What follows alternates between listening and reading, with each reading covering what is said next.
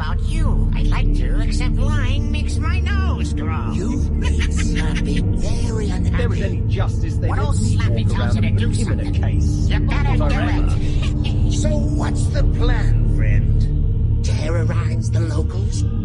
Destroy the town? Let's get Welcome. Hello, folks. I am Blaine Thompson, and welcome to the very first episode of Slapchat, the show where we talk all things Slappy. Today, for our first episode, we had to have none other than the amazing Avery Jones on the show. How are you, Avery? I'm doing very well. It's strange to be the one that is being interviewed, but yes, absolutely. I'm very happy to be here. So that gives me a good segue into the first question. Slappy Speaks is your own personal podcast. And what do you have to tell us about that? I'm currently working on so many different things, but none of those puzzle pieces fit together. So I have to, I'm recording interviews when I can grab people, and I'm going through my collection of things over the last 10, 12 years of schedules and scripts and things. So even though I haven't put one out like I said I was going to in the last few days, I am always working on it in some capacity. It will continue to come out on the schedule of its own making. So don't always believe what I say when I say it's coming soon. I think that's the good thing about Goosebumps people. They I haven't seen anyone do it, at least. No one's really like, "Hey, you're supposed to put someone out today. Yeah, nobody's Where is mad. it?" Nobody's been mad at me yet. So that's very good. In some small town somewhere, there's a 10-year-old child fuming at you right now. He didn't put out another episode. I apologize, little Billy, wherever you are. Billy, Bobby, Timmy, all of you, come on the show. We can Yes, we can you talk come on the show. Slappy. Let's talk about your anger. You Let's turn that clearly anger you into know him more content. than us. Yes, we'll turn your anger into content, and we'll all be happy. Let's. So, for those of watching at home, Avery was the Slappy puppeteer, the Slappeteer is Slappeteer, really good. the I haven't gotten Slappeteer, that one. the Slappeteer is three actually Slappeteers. yes. I performed Slappy as a Slappeteer and occasional voice for the first movie and all of the promotional things surrounding it, live appearances, press junkets, music video or two. And then a few years later, we came back and got to do number two, and I did all of the same fun stuff again, and then some. So I've been living in this Goosebumps world for quite a while, and this guy, he doesn't scare me as much anymore. And now you are also working on the Night of the Living Dummy fan film. Yes, I'm How very has that been for you so far? very excited about that. In 2 days, we will have our first read through with the full script and the cast. Um, I'm very excited to get to go to Australia and film this thing. This guy takes me crazy places, and I guess he's not done yet. Playing both Slappy and Mr. Wood for that. Mhm. So I'm developing something that I'm trying to make very unique from Slappy, who I've known very well in Mr. Wood, and developing a voice and a laugh and all of those things that uh, uh, are not the same. I'm trying to keep them very different from each other. But it's been a very fun process so far. We've got some other puppeteers from Australia who I've known online for a while. Very happy to get to work with them as well in the just all sorts of exciting things coming up. And you're not working on Night of the Living Dummy, despite what the Unfortunately. internet, despite what the Unfortunately. internet. Hey, tell Bjorn I'll You fly. but you lied on the internet, man. You're the first person to ever lie on the internet. You can't I do that. know. I think I'm gonna start something with that. Okay. I might need to take that one down. And how did you get the opportunity to not only play Slappy in the original movie, but now this fan film? So in the original movie, there was an audition call that went out for actors with special skills. They were looking for stilt walkers. They were looking for very thin frames, very tall people. They were looking for very specific things, and one of those things was a puppeteer. And I was one of five performers who showed up for the initial auditions. And I guess I did something right. They kept bringing me back and bringing me back, and I got to be a part of a lot of very cool things because of that. And I credit the fan film thing with the filming of my own vlogs about the process of working with Slappy on the promotional end of that. That's when I got to know the Goosebumps fan community. I was just posting those for my friends who didn't understand what I was doing.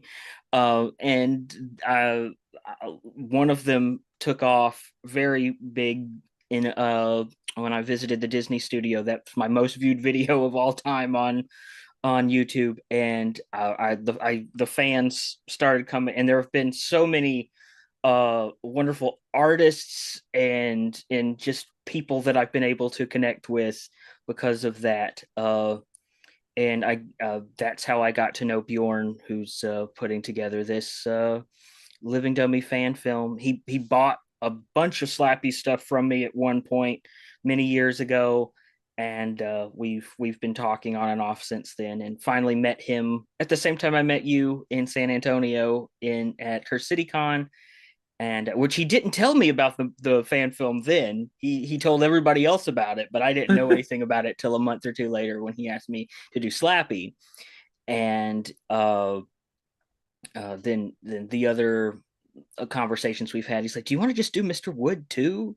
So I got to not just participate as one character. I got to kind of create the first version of Mr. Wood the fan community's known. So yeah, it's just a lot of lucky connections, I'd say, with my uh, uh, all of these things have led to other avenues. I've been very fortunate to open more doors for me. So, with the fan film, originally was it just going to be you doing a voiceover for Slappy's one line at the very end? Yes, that was what I was originally asked to do. Slappy's one line, um, and I was just going to record it in my home studio and do the and send it over. But we were on. There was the when we were recording the episode of Slappy Speaks where we talked about the fan film. He was like, "You could just come over here." And so I didn't even know that was an option. So all those pieces fell into place pretty fast, and I'm very excited to go to Australia and sit on a plane for 13 hours. Do you think that in the Goosebumps community, Slappy is at times overrated? Overrated. I would believe so. I believe so. He the I know from the movie perspective, we didn't do quite as much Slappy publicity on the second movie as we did on the first one because he's a little grating, perhaps. But yes, I do believe there's a lot of Slappy, and there could be more Curly or any of those other cool characters that do exist. But yes, Slappy's in a lot, and Yes. that's not lost on me. And what I like to say it because, I mean, I'm a pretty big fan of him. So it's a gain and a loss because every time something new comes out, it's like, oh, another Slappy book. But with every other couple book, he gets this outrageous thing added to him. Like I Oh, think his growing list of powers. in something he got laser eyes, and Oh, cool. I didn't know about that one. he has laser eyes, the ability to stop time, and too much, too much for Slappy to the point where in it's he's becoming less scary in my Oh, opinion yes. because one the movies the publicity that you did, he's very funny because you're funny, and Slappy in those is not that scary. And that factored into a lot of the kids like me who were growing up when that movie was coming out. I think I'd like to have a yacht a yoo-hoo with that guy. He's Well, that's Slappy the actor. He's yeah. that's a different thing. He that's the actor that plays the scary role. I don't know. There's a lot of worlds where we can bend the rules and we can't. I don't know. If he can have laser eyes, he can certainly be a good lunch pal. There's definitely a multiverse of Oh, Slappies. oh yes. Someone needs to make that. And hire me, please. I will do anything. And for the people who have not seen your, I think it's your second episode of Slappy Speaks, what was the audition process like for the movie? So, like I said, they put out the call for the specific types of performers. I was sent a script and given an address to come to the office, and I auditioned with something very similar to this guy in a room with director Rob Letterman and maybe one other person, um, and just read some lines and the script was a little different at that point, so I was trying desperately to be as creepy as I could be, um, and the I got my call of like they liked you about 10 minutes after I left. So I still don't know exactly what combination of things I did that were right, but it was a very straightforward audition process, and then began a bunch of screen tests and callbacks and all of those sorts of fun adventures. But yes, very, very simple, easy, standard audition Mhm. that I didn't know would lead into anything at all. And what is your favorite thing about being Slappy and why? Favorite thing about being Slappy. I like all the cool places I've gotten to go because of Slappy. Australia is just the most recent on that list. Yeah, they were very kind and said wherever Slappy goes, Avery goes. So I got to fly to LA and run around the Sony lot and the Ecto One and all of the cool film things. The Wizard of Oz, one of my favorite movies of all time, was filmed there. Like all sorts of cool like things I nerded out about there. Uh, Disneyland for the first time, the premieres, just every opportunity Slappy has presented has been the new favorite thing. The bar has moved quite a few times, but the traveling and getting to see things that I wouldn't be able to is one of my favorite parts. Have you personally had any negative experiences with the Goosebumps fandom? With the Goosebumps fandom. Oh, we're going here, aren't we? So I don't understand it why the internet thinks Slappy is so darn attractive and I've been dealing with it for about 12 years and it hasn't eased up. I don't get it. I don't really even want it to explain to me that much. Good, just I don't get it. And that to me is the he's in a kids movie. This is a kids book. Let's not go crazy. Fortunately, I've Yeah. been able to keep most of those people away, and the good guys have come through and stayed there. But yeah, that's been my thing. I don't get what's so sexy about Slappy that most of the internet does. It's and that for anyone watching this, that goes for me as well. It's pinned at the top of all of my profiles outside of YouTube, and I'm sure I'm speaking for Avery on this as well. Don't send us stuff, please. Yeah, I'm not gonna call your friend. I have people send me phone numbers and stuff all the time, and I'm like, I'm not gonna call your friend and ask them to prom. Let Slappy be where Slappy stay where Slappy is, and you do you do you. So, outside of the fan film, have you done any other fan works? I think everything I do is kind of a fan fan thing, right? Um, I don't I haven't done in just Goosebumps related specifically, or I mean, Fan works. Fan Just works. I did a voiceover for this guy's video on Instagram once where he Slappy the movie trailer where he sang the Pinocchio "No Strings on Me" song. Uh, no, I think this is my. I mean, aside from my own kind of thing, this has been my first time I've interacted with a fan project on any level. Yeah, I've not. Again, very careful about what I'm yeah. associating Slappy with and all of those things. So the right thing hadn't come along until very recently. And to follow that question up, are you open to doing more fan things? Absolutely. It's definitely one of those things I'm very choosy about. But if it's something usually if it's something that makes me laugh, I'll do it. Now, we're getting into the controversial question. Oh, I Do thought you we were already have through all of this. a favorite of the two movies? A favorite of the two movies. The second one's my favorite.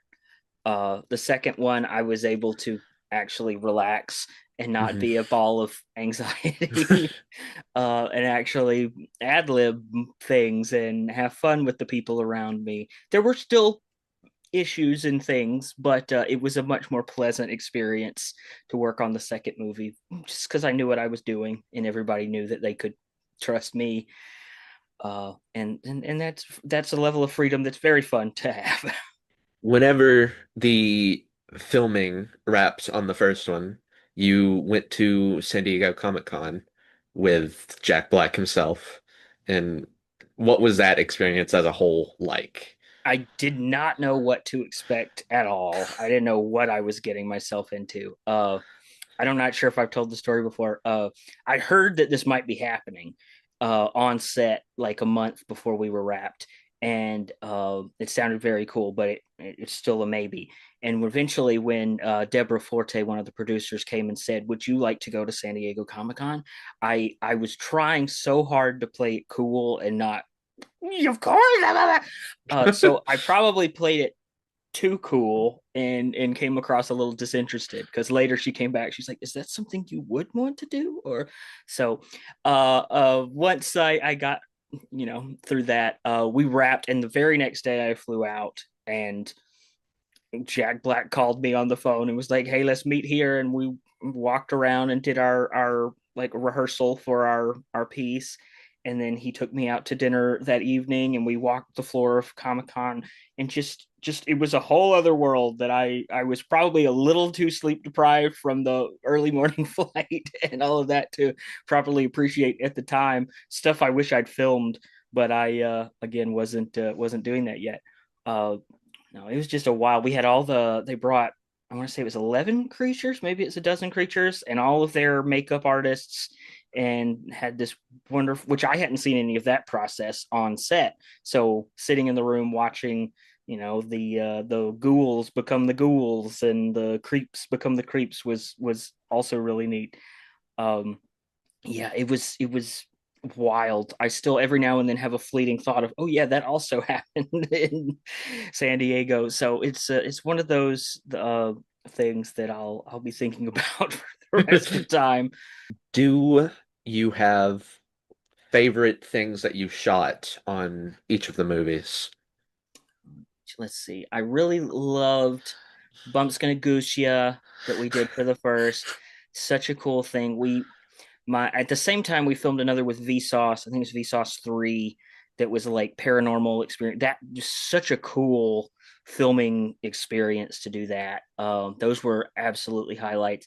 And then all of those interactions on Twitter and Snapchat that don't exist anymore because that's what Snapchat is, right? So Hmm. there were several like running jokes with people over Snapchat that were really cool. It was really neat to see people I knew from back home show up in those Hmm. things too.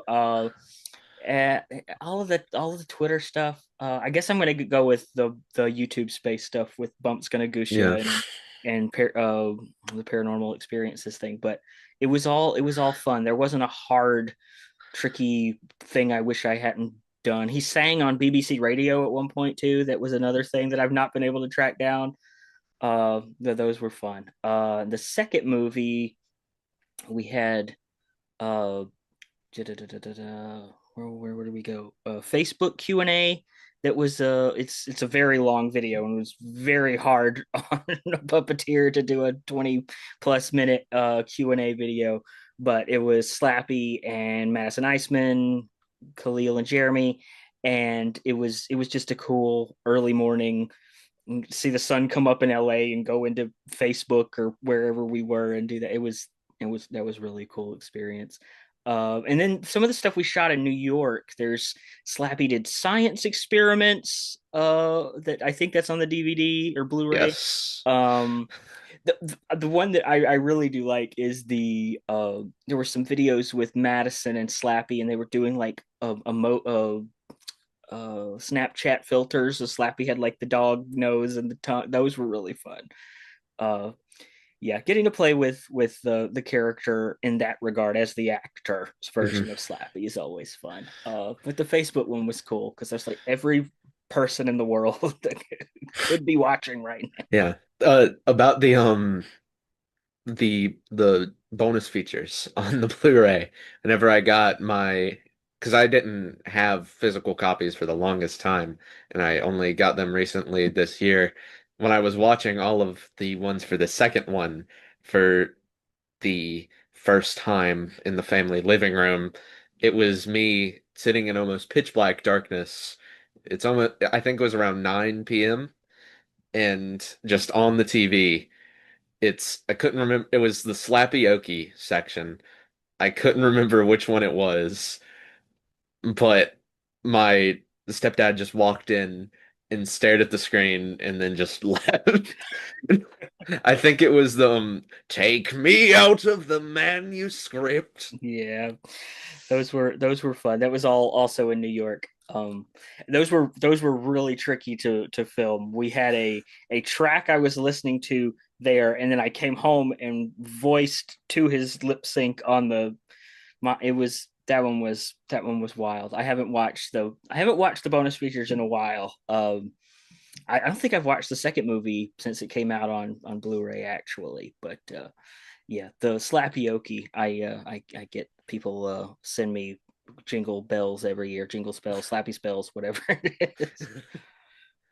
I can definitely relate to the recording Slappy singing because first time I did it, it was all so horribly out of sync. And then whenever I made my joke Christmas album, I didn't want to go through and have him lip sync to all of that. So I just plastered a picture on the screen the entire time. Has Slappy overshadowed some of your other characters that you play on your channel? Oh, I think Slappy overshadows all of us, but there are a lot of characters that I do, so I'm not jealous necessarily that Slappy gets more attention. Uh, yeah, I would say yes, but I'm not grumpy about it. Is there a character that you portray that you wish got more attention? There's a character I have called Hair that's one of my very favorites. I just uploaded a ton of stuff to my channel with him.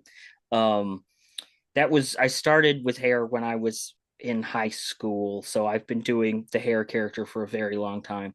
And I haven't had as many opportunities to do things with him lately, but I also haven't made opportunities lately. So no one to blame but myself on that one. But Hair, I think, is the funniest. He's a pocket of my personality that I do not get to express on a normal day.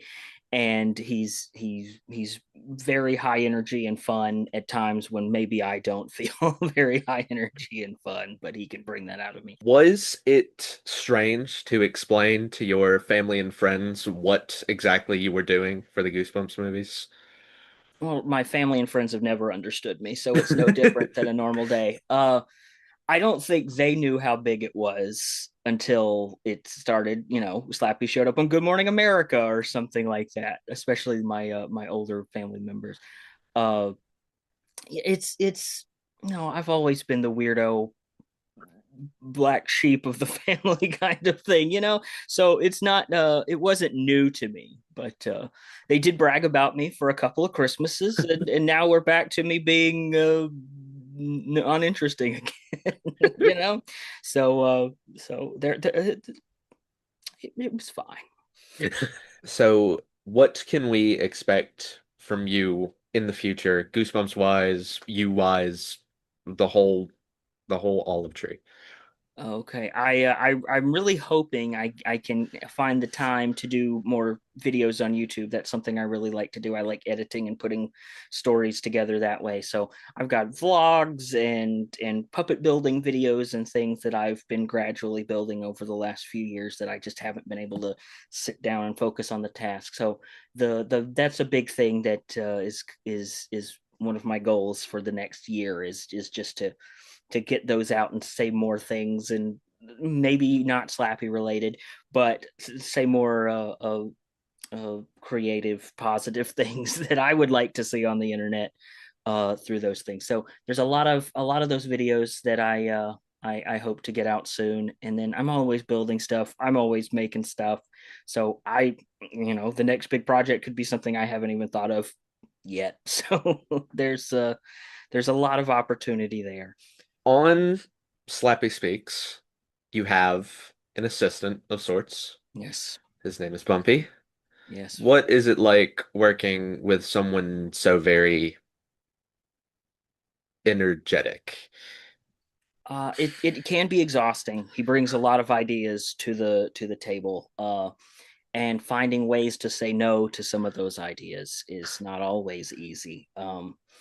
He is a very enthusiastic Goosebumps fan. He's always reading something, and maybe not always the right information because the internet's big. But he's I'm very happy to have him on board. I'll say that. It's sometimes that guy it's just wears me out. Whenever Curse CityCon was happening, I saw Jose was giving him quite the stern talking to after. Yes, he was trying to he was trying to get into panels that he absolutely was not part of. He was trying to sneak into photos. He can't go back to the San Antonio Airport Marriott, unfortunately, but he's done his community service and he's repented for those crimes. So, regarding Bumpy, is he aware of the attack your good friend Chase Golden did in one of your old videos where he kicked a duck? I've not even put that together. I don't know.